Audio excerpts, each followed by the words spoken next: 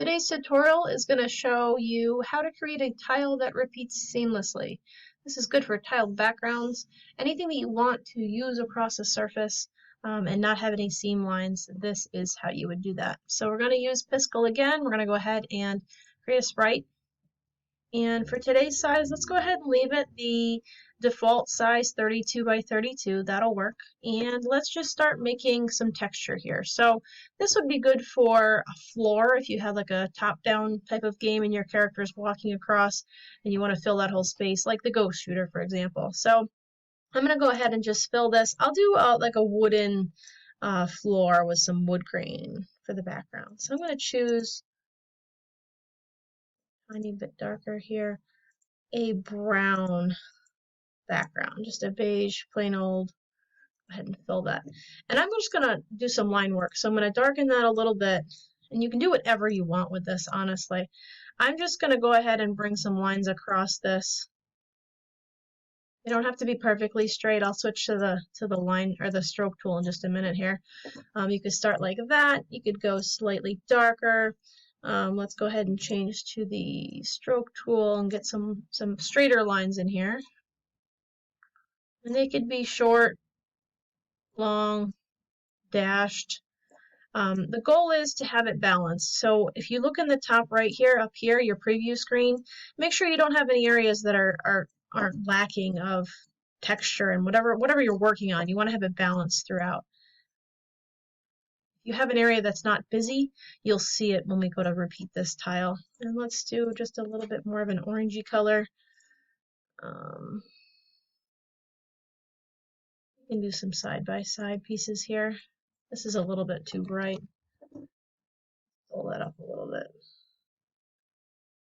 That's better. So again, keep kind of checking in up top.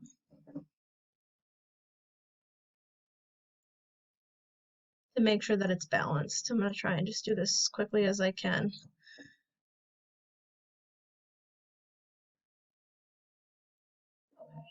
So that's looking pretty good. All right, so to tile this, easiest way to go about it is to go ahead and go to your grid. So that's over here in Preferences. Let's turn our grid on. For some reason, we're not seeing it. It's probably because it's too big. Yep, you want to bring your grid size. Hopefully you can get it to divide perfect so you can get 4 quadrants. And I have turned my grid line thickness, the grid size, up a little bit. The grid spacing is on 16 pixels, which makes sense. This is 32 by 32, so this is going to divide it in half. Okay, so this is the trick. You're going to go ahead and get your selection tool, rectangle selection tool, and go ahead and select the top left. Okay, you're going to create a new layer. So, Control C, create a new layer, plus Control V. It's going to paste it exactly where it was. That's what we want. Go back to layer 1 with your rectangle selection tool. You're going to start in this quadrant here, highlight, Control C to copy, create a new layer, Control V to paste it. You're going to repeat this process. Going to go back to layer 1, select the bottom left quadrant, Control C, create a new layer, Control V to paste it, go back to layer 1, do the last quadrant, the bottom right, Control C, new layer, Control V, and now you have all these layers. So you can go ahead and delete layer 1. So click on layer 1, the little X to delete, and then you're left with all of these separate ones. So what we're going to do is layer 5, we'll start at the bottom. Layer 5, we're going to use the Move tool,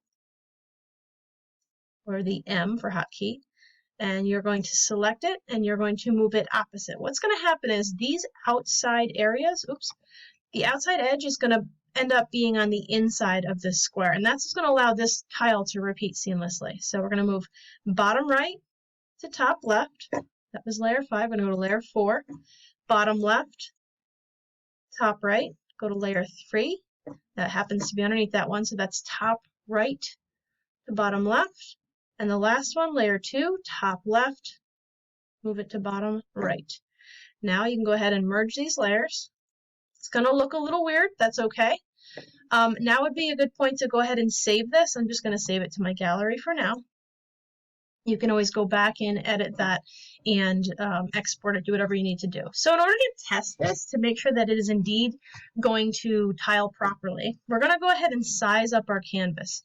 So I want to get this canvas so that I can have 4 of these tiles side by side. So 32 times 2 is 64. So we're going to make our canvas 64.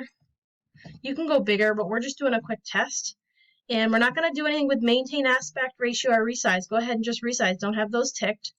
And it's going to put it in the middle. We can go ahead and move this guy right up to one of the corners. And we can go ahead and select, rectangle select this entire area. This is just to test to make sure that it tiles properly. Control C, create a new layer, Control V.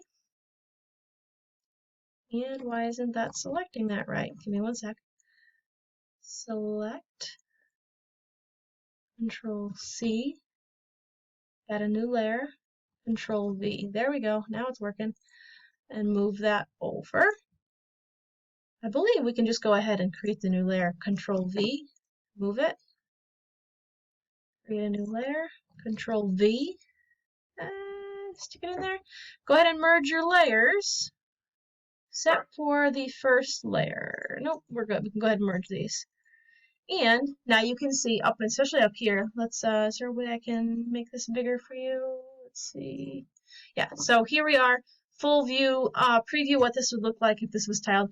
A little bit of seam lines, but just the nature of this, I guess this tile design. But this is how you would test it out. Again, be sure that you save your sprite after you swap the corners before you do this test. Otherwise, now you have a 64 by 64 tile. All right, good luck.